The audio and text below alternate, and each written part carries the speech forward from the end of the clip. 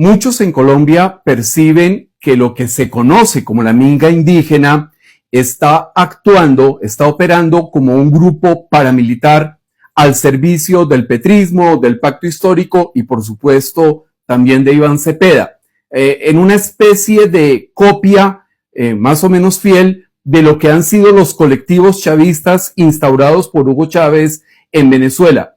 ¿Estamos equivocados en esa apreciación? No, no están equivocados, para nada. Inclusive quiero hacer una anotación, ya que tú lo mencionas, y es la siguiente.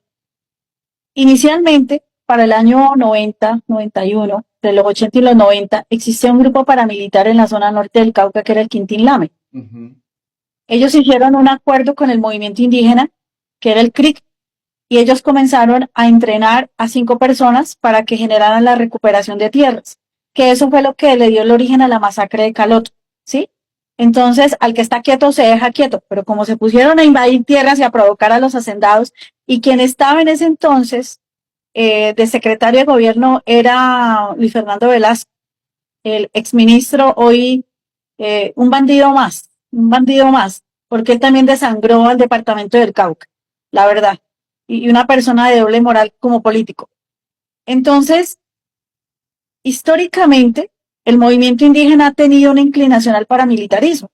Luego dejan de ser Quintín Lame, pasan a ser M-19, pero no quieren reconocerlo públicamente porque acuérdate de la masacre de Tacuellón, que la masacre de Tacuellón la hizo fue el M-19, y obviamente por ahí andaba Pizarro, por ahí andaba también el Petro, todos ellos.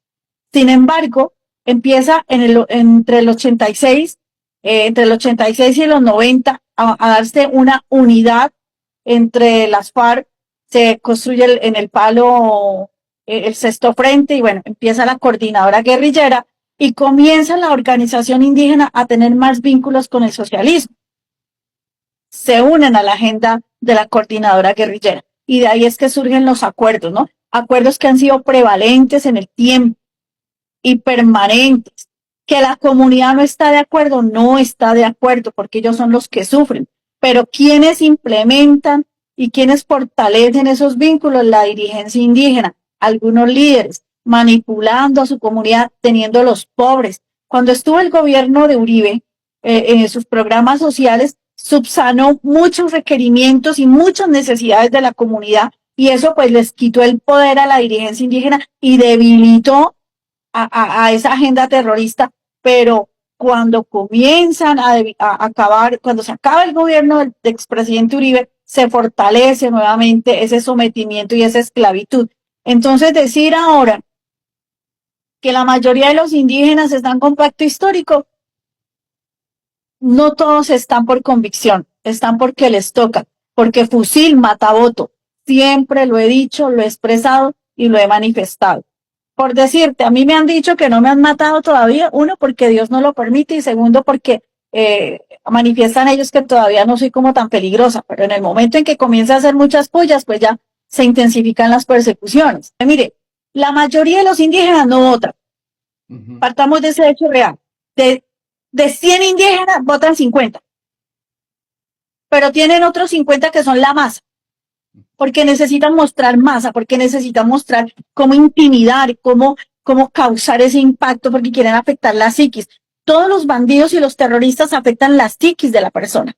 Entonces nos quieren afectar en la psiquis para decir, mire, Iván Cepeda está contando con todo el movimiento indígena. Cuando en la praxis, en el hecho electoral, no.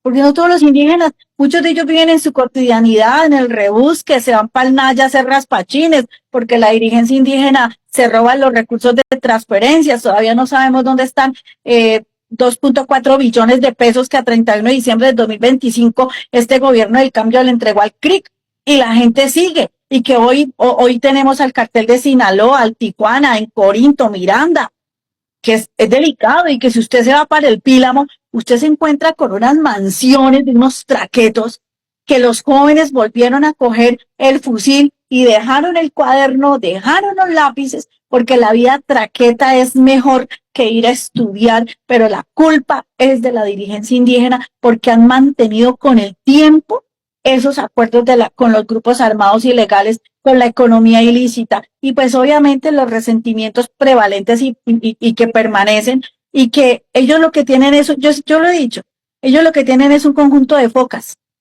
Eso es la minga, el conjunto de focas. Y si usted mira, la mayoría no son indígenas, porque uno dice, oiga, ¿y ese mono indígena? ¿Cómo así? Y esa vieja no tiene pinta de indígena.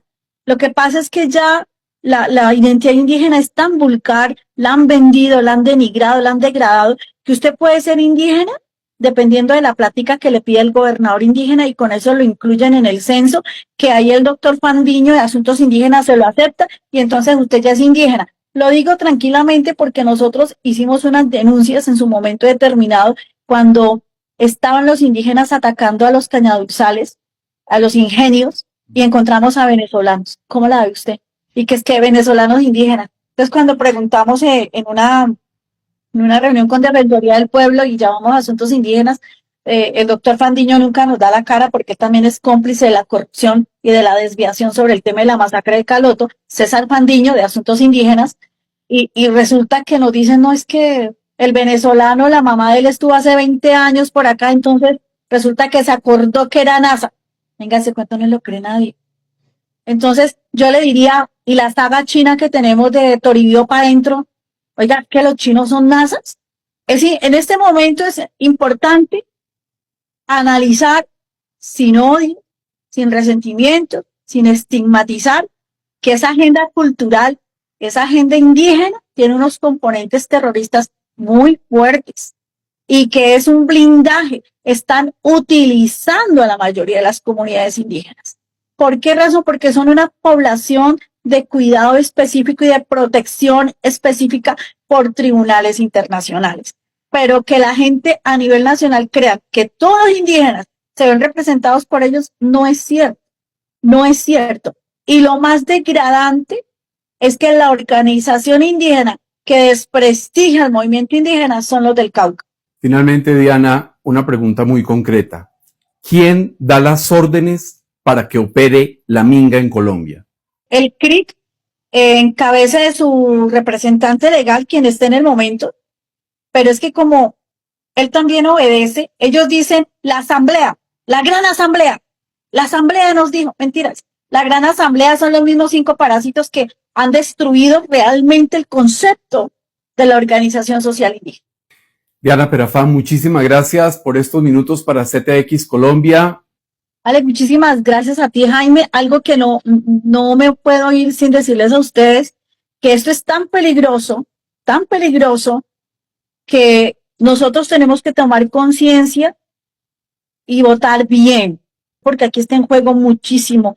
Aquí está en juego el pasado, la historia ancestral real, nuestros pueblos reales, pero también nos estamos jugando un presente y un futuro que o es previsorio o es un futuro nefasto.